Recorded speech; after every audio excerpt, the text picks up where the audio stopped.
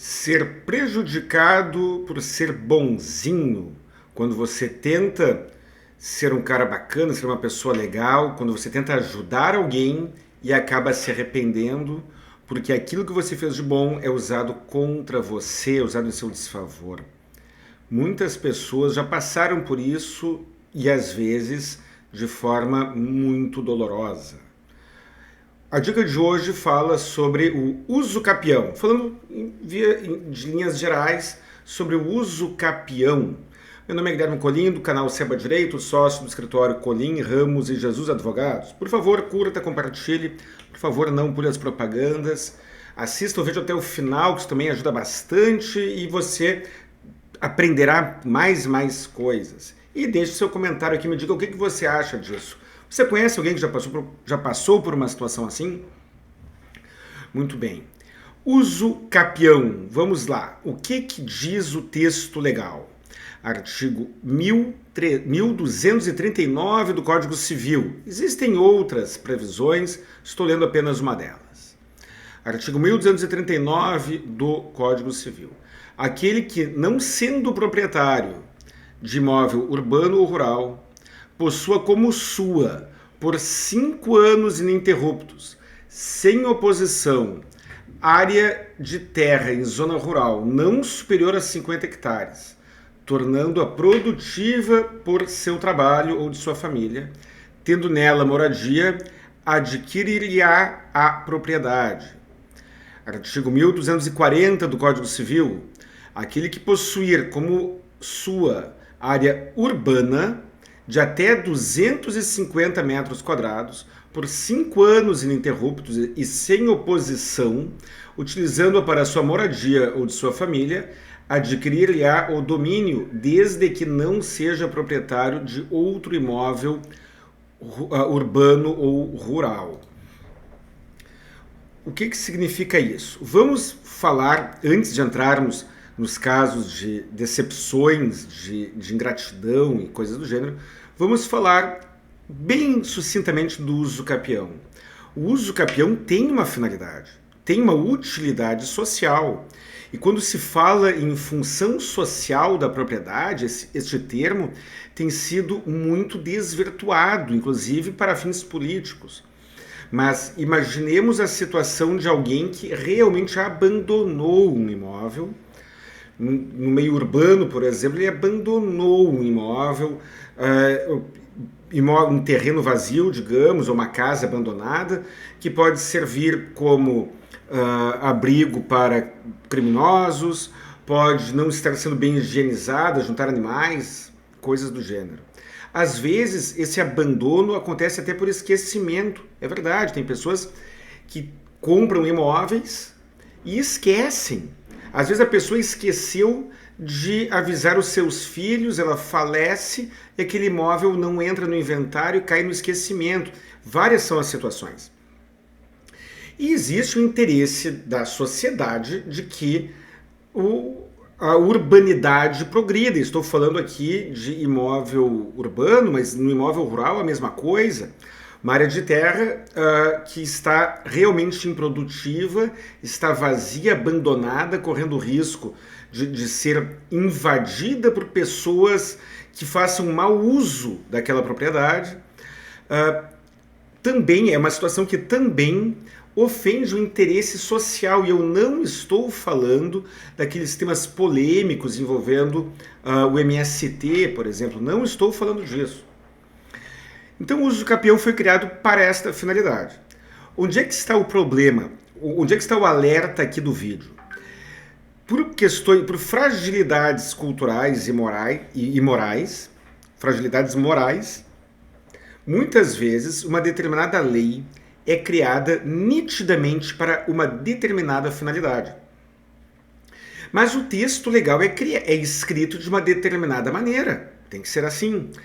E aí outras pessoas se aproveitam daquela lei que não foi criada para elas, para a situação delas, mas elas conseguem se enquadrar naquele direito ali. Elas conseguem se enquadrar e aí elas podem obter a resposta judicial de acordo com aquele texto legal, mesmo que aquela lei não seja para elas. O caso do uso do capião é um ótimo exemplo. A pessoa encontra um imóvel abandonado, beleza, é uma situação. Mas existe uma outra situação muito comum. O imóvel não está abandonado. Tem uma pessoa que é dono e está cuidando.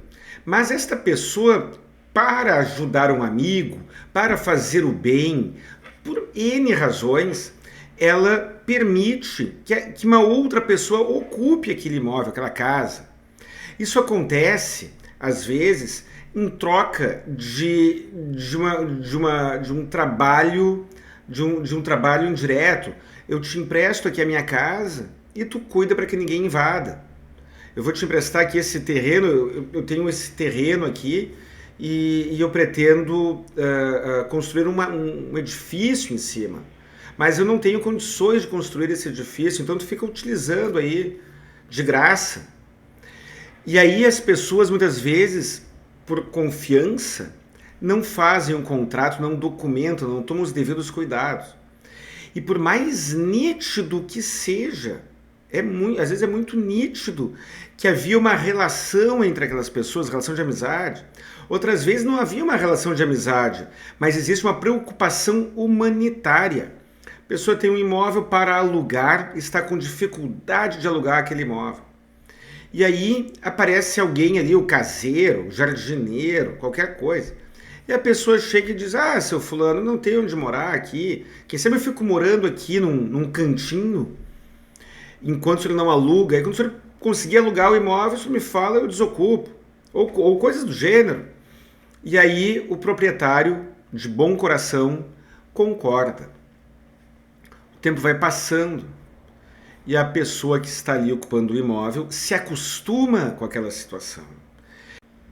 E aí então, quando o proprietário do imóvel procura o ocupante, que na realidade era um comodato, era uma pessoa que estava utilizando aquele imóvel com a autorização dele, quando o proprietário do imóvel procura lá então o ocupante se insurge. Eu tenho um outro vídeo aqui no canal que eu falo, não sou psicólogo, mas invadindo a área da psicologia, praticando ilegalmente a psicologia, como eu mencionei no outro vídeo, e isso é uma interpretação minha. Quando as pessoas precisam de alguma coisa, elas muitas vezes não estão mentindo, elas não estão de golpe. Elas realmente, motivadas por aquele desespero, motivadas por aquela necessidade, elas fazem promessas que naquele momento elas estão dispostas a cumprir. O tempo passa e elas se acostumam com aquela situação e aquilo que era um grande acréscimo na vida delas se torna algo normal.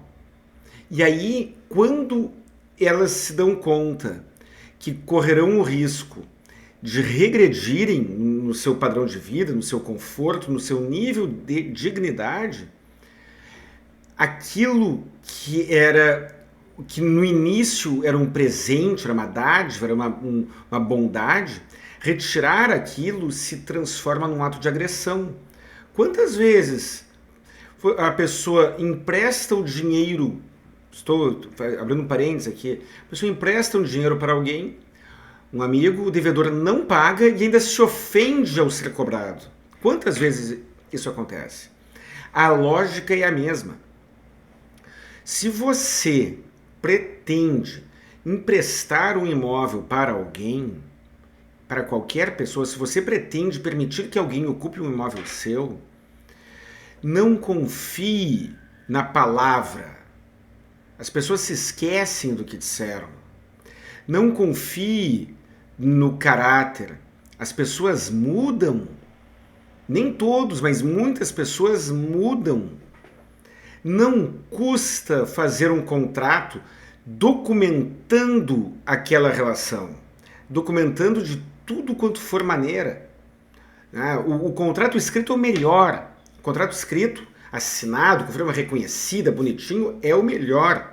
Com regras, é o melhor. Mas se não for fazer isso, pelo menos documente a autorização que você deu de alguma maneira, por e-mail, por WhatsApp, é melhor do que nada. Não é o ideal, mas é melhor do que nada.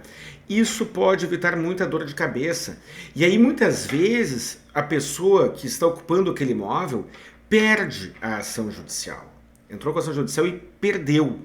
Mas mesmo ela tendo perdido a ação judicial, você precisou contratar um advogado, você precisou ficar em juízo não sei quanto tempo, durante aquele período você esteve impedido de vender o imóvel, você conviveu com uma indefinição sobre aquele imóvel, sei lá eu por quanto tempo. Isso pode lhe trazer grandes prejuízos. Deixe seu comentário aqui, o que você acha disso? Um grande abraço e até o próximo vídeo.